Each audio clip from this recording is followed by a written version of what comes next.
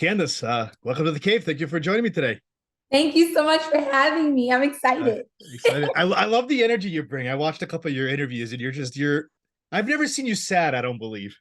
Oh, I get sad, don't worry. There But I operate mostly in joy. Yes. you go, which is a great thing. So the listeners and viewers that tune in this interview, they can see you on Blindspotting and Starz. Season 2 just finished recently, as we see as Janelle. How are you soaking all this in? Because the fans love the show, and they couldn't wait for season 2 to premiere in April. Listen, Elias, I am just like, I'm always just beyond grateful. I'm so blessed to be living my dream. I worked very, very hard to finally book my first, leading role. And I'm just, every day, I literally was just crying yesterday about this, because where I come from, very humble of beginnings and never quitting through all of my trials and tribulations. I'm so grateful to be where I am right now. Amazing. So we're gonna jump into the latest season in a few minutes, but I want to get to learn more about you. Tell us about your journey to the acting world. What made you get into it? Well, fun story. I always thought I was going to be a lawyer. That's what I originally Wow. wanted to do. I was like, oh God, I'm going to change the world one court case at a time, right? And then I took seventh grade drama at San Brandon Middle School in Sacramento. And I promise you, like, I know it's going to sound cliche, but it completely changed my life. I did a monologue for the first time ever on stage for my peers in front of the class. And that's where I was like, oh no, God, I'm gonna change the world through my art. This is what I'm destined to do. And then from there, I literally just started like writing all my own plays. I started the drama program at my high school because again, I come from very humble background, so we couldn't afford the arts at my high school. So I just was going for it, and then I just never gave up. I went to study theater in college, got my degree, and yeah. Uh, what's been your family's reaction watching you grow into the industry?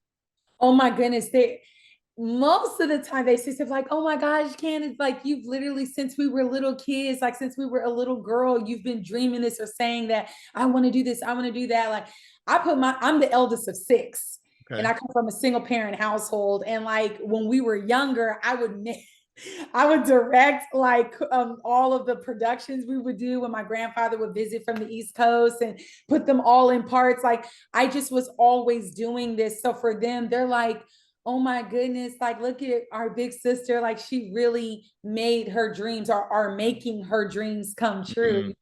So they're proud of me. And I'm happy as a big sister and also as a maternal figure to be that example for them because I'm also the first generation in my family to graduate from college, so it's just, yeah, they're proud. As an actor, what do you do to make your craft better and better every day? Well, you always want to be studying. In fact, I was just talking to someone about this, about how I miss taking class. It's Yeah. important no matter where you are in your career that you should always be studying and like honing your skill set. So, and then of course, always just constantly creating. I'm someone who doesn't believe in waiting for Mm. opportunities or waiting for Hollywood. And when I do believe that God has already put everything that we need inside of us to fulfill our purpose and what He's assigned for us to do. So instead of me just sitting back and waiting, I always think like, okay, God, what do I have at my disposal? What can I do on my own to create and do? Like you created me to be a creator. Right. So what can I do? What can I put out there, God, for you to bless? Or what can I do to inspire other people? Like I'm always, which is probably another reason why I can't sleep, Elias, because I'm always like, my brain is, because I understand my purpose and my assignment while I'm Oh, here. And you see, people are passing away like every day. oh And yeah. so I'm always so focused on like, okay, Candace, what is in your control? Because the how is God's business. You don't know where your next part's gonna come from. You don't know if we're gonna get a season 3. You don't know, we're on a writer's strike right now. Like there's so many things that's uncontrollable within this industry and pursuing this field. So I just always try to focus, like my job is to focus on my why and it's God's job to focus on the how. So when I'm focusing on my why, I'm like, what can you do within your own capability, what he's already put in you to keep going? I That was saw a long answer. that's okay. When I was doing my research on you, I saw that you first fell in love with theater. What made you transition now from theater into TV and film? Oh, What made you go to the next step? oh yeah, no, it's something I always wanted to do. And I really want to give a shout out to the ABC Showcase. I did that in 2016, and that was the opportunity that shifted, that where I first started going into TV and film, but it was something I always wanted to do. Because people are like, if you want to primarily do theater, move to New York. If you want to do film, go to LA.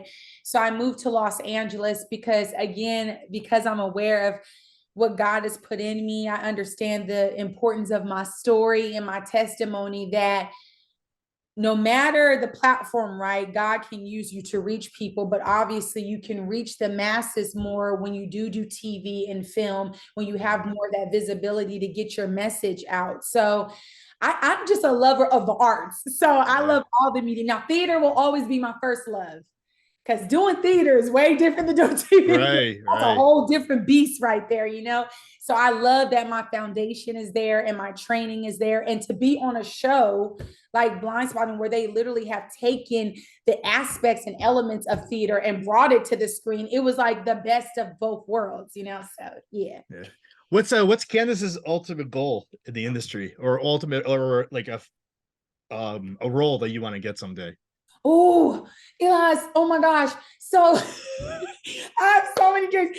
No, like I really, and I want to say this, I'm very grateful for any opportunity I am given, of course, but I do believe, and I say this so humbly, Jesus, like I believe that God has really put a lot of gifts and talents in me. And I don't really think I've been yet given the opportunities to showcase all that I can really do, So I want to do action, I want to do the Marvel, and like Miss Viola, Woman King, and with Michael B. Like I want to do this action stuff. I want to be the lead of a horror film. I want to be able to be the lead of a romantic comedy. Like, I can dance. I want to do a dance. Like for me, because of what I believe God has put in me, and also because of the God that I serve, I believe that this, not even the sky is the limit. Like there's so much out there that I'm believing for and that I hope is going to come to pass. I want to do everything, like, it's just amazing. a lot of passion. I told you, I love your energy. I love it. I love it. So let's jump into Blindspotting. Starz season 2 recently premiered. What do you think makes this series so special? One, because nothing is like this on TV. And I know oftentimes people kind of say that about their, the work that they're on, but I really mean that. Like, even if I weren't a part of this show, I would still feel the same way. I think the movie Blindspotting was powerful.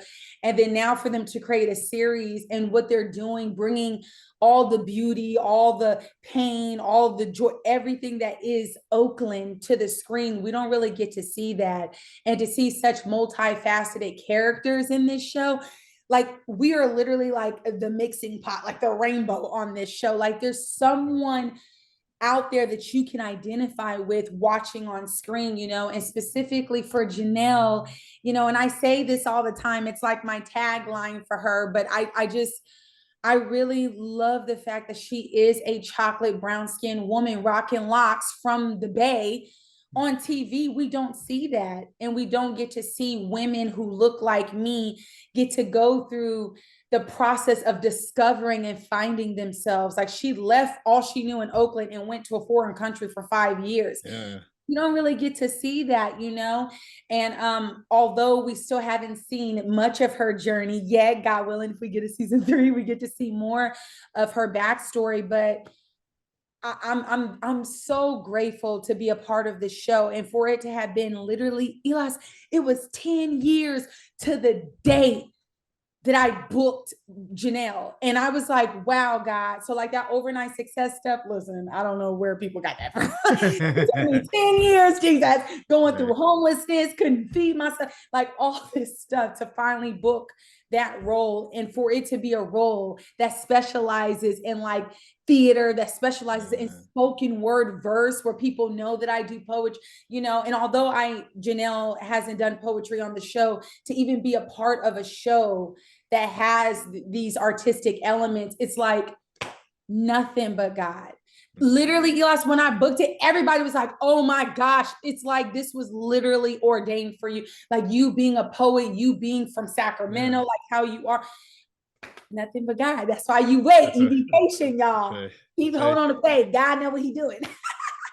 So with Janelle, like you felt like you're so connected with this character. Any challenges playing this character? Or did you find it easy? I wouldn't say easy, but I would say there was so much familiarity with Janelle that it made me more comfortable in creating her, because I feel that we're so similar, you know? So it was easy, if you will, to tap into certain parts of her that I didn't really have to create, because it was like, oh, this is who I like. We're the same. You know? The only thing I will say, I guess, kind of difficult, not really difficult, but outside of me as Candace, I don't really cuss that much.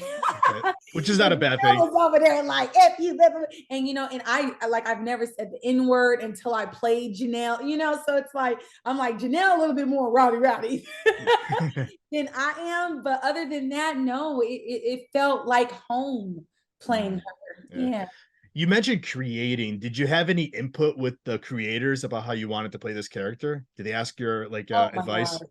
Yes, not necessarily asked advice. However, Rafael and David, I love them so much, and I'm so grateful to them for even this opportunity. Like I always tell them, like, y'all just like have completely changed my life. You know, like, I'm pretty sure like, okay, Candace, we get it. But I'm like, I'm just so grateful, you know, that they trusted me to bring this character to life. And I'm also very grateful, because you don't really get this a lot as an artist, where they had created such a collaborative workspace.